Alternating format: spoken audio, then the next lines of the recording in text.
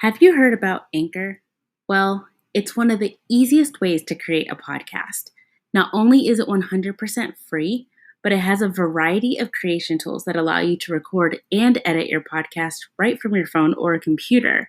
Anchor will distribute your podcast to other sites such as Spotify, Apple Podcast, and many others for you. And Anchor even allows you to make money from your podcast without a required minimum listenership. So whether you've been in the podcasting game for a long time or you're completely new to it, Anchor is so user-friendly that it's basically your one-stop shop for making a podcast. So what are you waiting for? Download the free Anchor app or go to anchor.fm to get started. You're listening to First Fossil.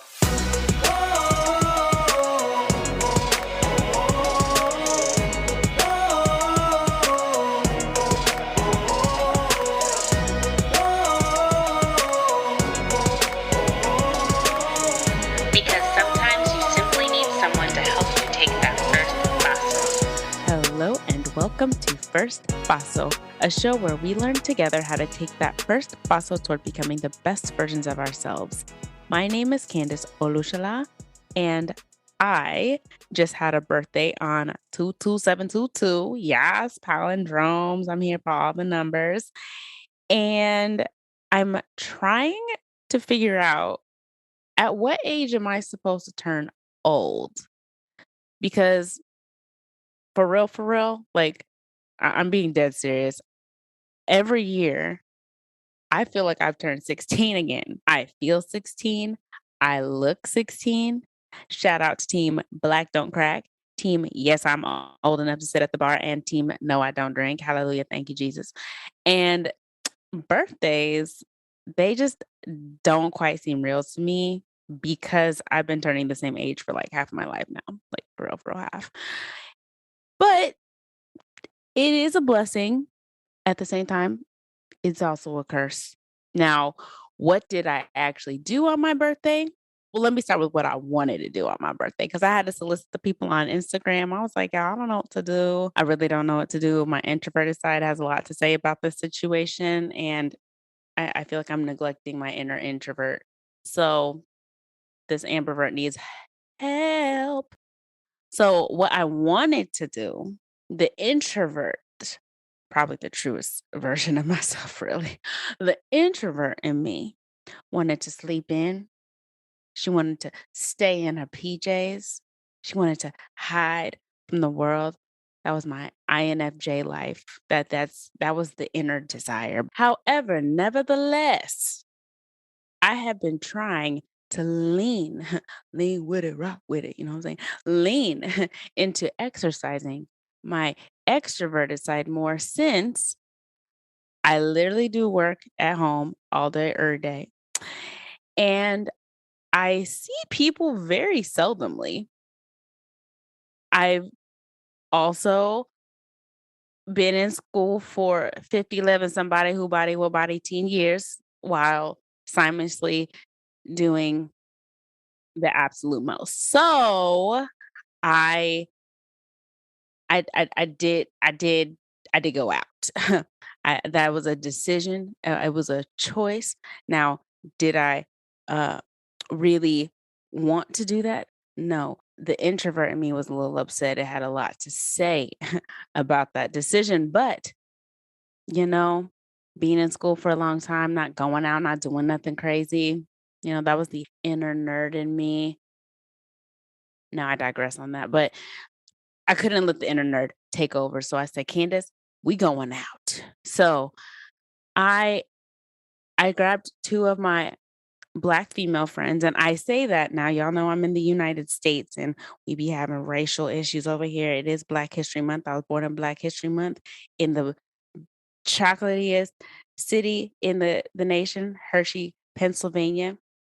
And so I my nickname is Candy, y'all. You can't get blacker than me. I'm just gonna be real. My dad is from Africa. My mom's from the Caribbean. It really does not get blacker than me. So I grabbed my two black friends because I was, although I have a Rolodex of friends all over the world, I just really felt like, you know what, Candace? it if you're gonna do something on your birthday, it might as well be blackety black of a birthday. So I grabbed my sisters, Jamaica and Kafaya. Hey, shout out to my sisters. Hey girls, hey. And then we got dressed mad cute and comfortable. Comfortable was introverts' decision. Now we went out, went to dinner, and then we went painting, which secret, I actually love painting and drawing, and I do some of that at home when I am Sabbathing on Saturday afternoons. So it really just broke my heart to do that. So it was a blast and it was exactly what I needed as an ambivert. So it was a win-win day. So that's how I've been, y'all. I just wanted to share that with you. Now, today's topic is on seeing your pain. I noticed this within myself, and I started to notice it in a lot of people once I had my own healing, that this is an issue that we have in life. It's something that we do naturally. We naturally have this distinct way, almost this inner calling that drives us to run away from our pain or distract ourselves from it. I had a friend once who was going through a lot of things were happening in their life, and they were complaining about it, which is fine, get it out of your system. However, they also, when you would ask them about it, they would get defensive. All of a sudden, it's just like, how dare you make commentary on it? Or how dare you bring this up? And I'm like, but you technically brought it up. I just highlighted the reason for it. Like you said you did this or this happened, and now you're mad at me. I'm like, I thought, okay, so that's fine. And then I looked at myself and I go, wait, I've done this. I've actually, when someone would bring up something that is an inner pain point for me, all of a sudden I would get defensive. I'm ready to fight somebody. If I had hoop earrings, I would have taken them off. You know what I'm saying? So it it's something that we naturally want to do. We either get defensive or we run away from it by distracting ourselves with binging Netflix or listening to YouTube videos or whatever the thing it is that we do. We go out and party. We stay active in church. We volunteer a lot. Whatever it is that keeps us from having to look at our pain, we love turning that blind eye. But here's the issue with this. You can't heal what you choose not to see. I'm going to say that again. You can't heal what you choose not to see. If we keep closing our eyes, if we keep turning our heads away, if we keep doing whatever it is that we do to pretend that the pain is not there or to not address the pain or to not dig deep into the roots of the pain and just kind of brush across the surface so we can feel better, we're only giving ourselves minor satisfaction, a satisfaction that's really fleeting. It doesn't really have any sustainability when we try to pretend that it's not there. There's so much breakthrough that can happen. There's so much peace and a sense of being able to breathe that can occur when we address the pain, when we just look it dead in the eye and say, look, this hurts. This sucks. This is trash. I'm I hate this. Literally being honest about it. And the reasons we don't do this is because of how it makes us feel or how our thoughts race when even approaching it. Some people actually, if it's so bad that it's a sense of trauma, some people are triggered into PTSD. Some people are triggered into an anxiety or a panic attack. That pain can be so captivating, and that is not a good thing. It can be it can be encapsulating to where you feel like you're in this cage of your own pain. And it's like, I just want to pretend that there are no bars around me when you are surrounded by bars. There are walls, there's cement. You are trapped. And to pretend that we're not trapped doesn't allow for us to break out of this destructive living. So I say all of that, and you're probably asking, okay, so what then am I supposed to do? Because I don't want to face my pain. I don't want to deal with this. I don't really care to go back there. I'm past it. I'm over it. If you were over it, you wouldn't be in pain. Now I'm speaking to myself because I still have there are still things in me that I feel like life just keeps bringing up to where I'm going, "Oh, I thought I completely healed from that." And I don't think I would have recognized that I didn't until I encountered this again. And now that I see this, and see, now I've practiced looking at my pain and acknowledging where I am, that I don't shy away from it anymore. I just go through the process as fast as I can, as soon as I can, because I want to go back to that foundation of peace and having to let go of things.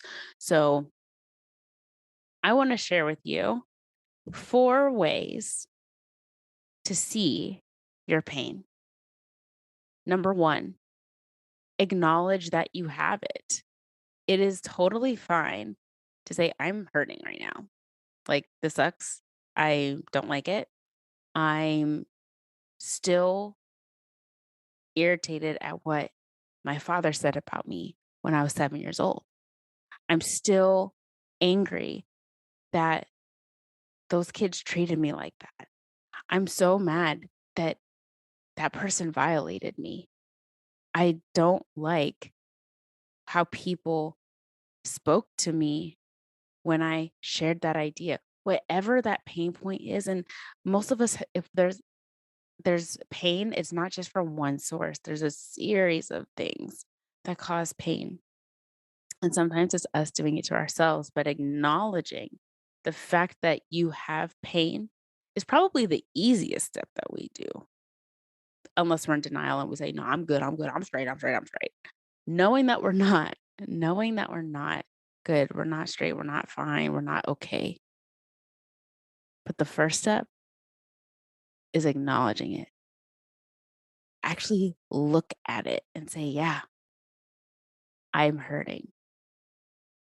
The second thing that we can do is validate it. You are hurting. I am hurting. We are hurting. And I see you. Candace, I see you. I see your hurt.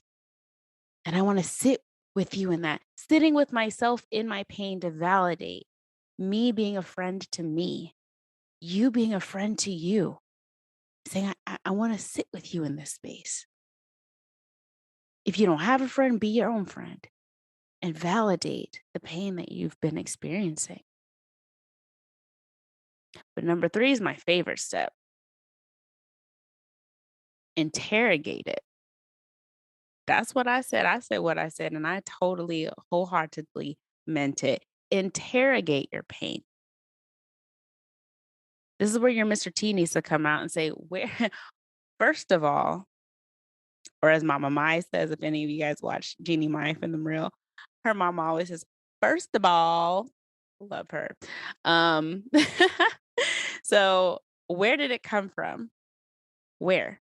Where is the root of this tree of pain that has been growing in my soul?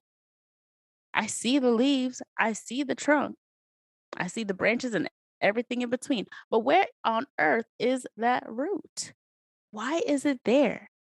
Is this a self affliction? Why is it this painful?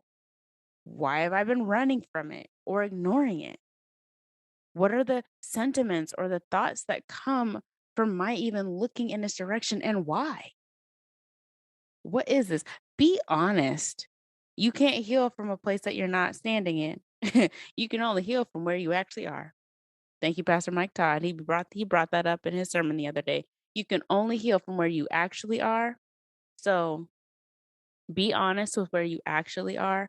Be real with where you actually are, and be transparent with yourself. Ask yourselves those interrogation questions. Put put your pain on trial. Where did you come from? Why are you here? Why do you torment me? And how do I evict you from my soul? This tree has got to be uprooted. This is not a tree I want planted in my garden. So we need to figure this out. This is a poison. This isn't giving me life. I got questions. Get punk with it. Get tough with it. Be serious about not wanting that pain to be there. Now, the fourth way I have is to not put a stake in it. Okay, I'm not talking about a ribeye, a T-bone, or a filet mignon. Okay, I'm talking about a stake when you drive a stake in the ground. Don't plant a stake into your pain and then live in that. You might feel like doing that. You might even think you deserve to be there. You might even create your whole life, surround your whole life with the pain that you lay that foundation and walk your life on the platform of pain. But baby, let me tell you something, okay?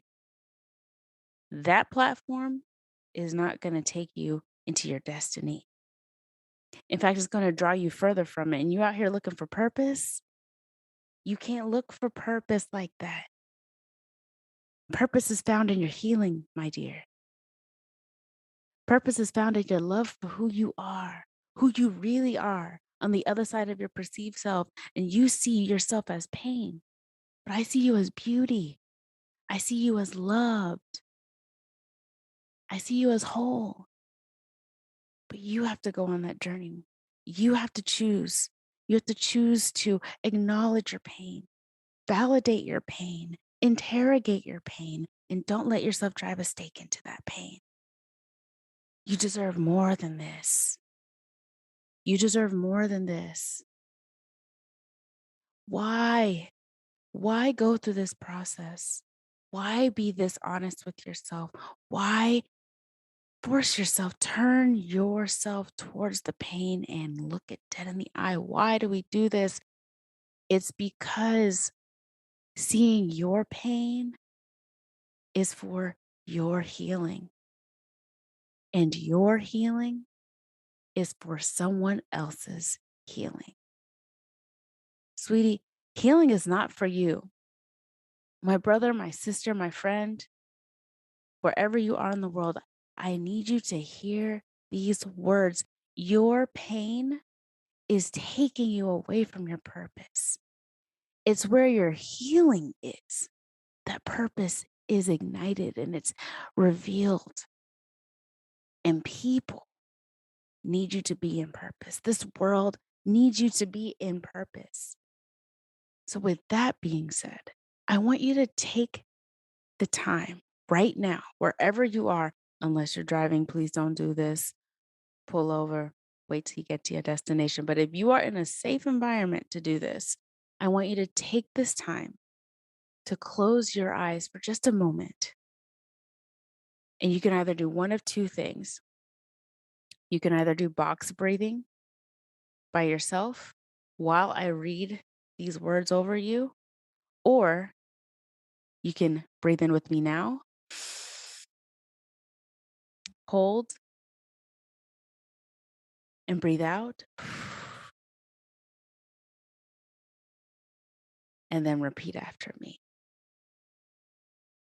I am choosing to see my pain. This may be difficult for me. This may be a process, but seeing my pain is for my healing. And my healing is for my purpose. For the world needs my healed self. And I'm fully dedicated to this journey of healing. Friends, if you had to tell yourself that thing 11 times, if you have to record yourself so you can say it and play it back in those moments when you catch yourself trying to revert back to driving that stake into the ground of your life, or if you just need to revisit this episode to allow me to coach you through it, do whatever you need to do because you deserve it. You deserve to be healed. You really, truly deserve that. And, I've been having some really beautiful conversations with a couple of my coaching clients and friends recently about how we can sit in these spaces with one another as we go through the sifting process of our suffering, of our pain, of our demise. We don't always have to even do this alone. Having someone to help us do these things, whether it's a friend, a therapist, a psychiatrist, a pastor, a life coach, a mentor, whoever it is that trustworthy person is, having them provides accountability and support without babying us through the process. And that is only if we're willing to lean in and not shy away from the truth within by showing ourselves grace on this journey to healing and restoration and rejuvenation within us.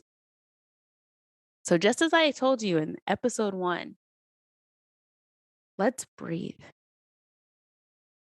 Repeat those words. Meditate, pray, do one of those Dawson Leary got his heart broken again by Joey Potter cries. Punch a pillow, and I actually still do not recommend walls, countertops, or any living creatures of any kind when it comes to punching. Okay, so soft things like pillows. Okay, love on yourself. Love who you are today. Love yourself through your bravery to face your pain little by little, step by step, paso a paso, because you need to be your best self so that this world can healthfully receive all that you were created to bless it with. Y sí se pueden, mis amores. Sí se pueden. Thank you guys so much for listening to today's episode. Tell me, what is it that you're going through? What is that pain point? Do you need a coach to go through this with? If you're looking for one, go to my website at www.firstbasso.com and click on the coaching tab to talk with me. Let's have a conversation about where you are. Maybe we can walk together on this one by one. We can even do group coaching if you and a few friends want to get together every so often to talk through the things that you're trying to process. Because this is a season to help each other. And so let's have a dialogue. If you want to go on my social media and have that dialogue there, please do. You can find me at Candace Olushala on Instagram, Facebook, Twitter. Talk with each other.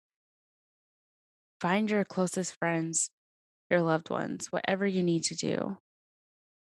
Do that and ask those questions and share your breakthroughs with me.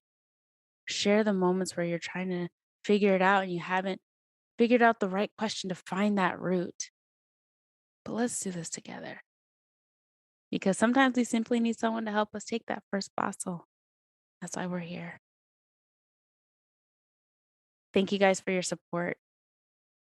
Thank you for sharing, liking, commenting, rating this podcast. Share this episode with a friend that you think would benefit from hearing this. And I hope that it has blessed you. Now, I'm going to go. I need to get ready to go to the gym. I want to keep working on my temple and looking super fly in these streets. I'm just going to be honest. Okay. So, love you guys. You take care. Stay safe. Be blessed. Rona is still out here, okay? So don't be playing games with her. And just one more thing, let's please keep Ukraine and Russia in our thoughts and prayers. Those of you in Russia or Ukraine that listen to this podcast, we are praying for you. We hope that you guys find solace in the prayers that this world is covering you guys with. Know that you are uplifted all over the world. We love you all, truly. All right, guys, take care, stay safe, have bless, and we'll talk soon. Bye.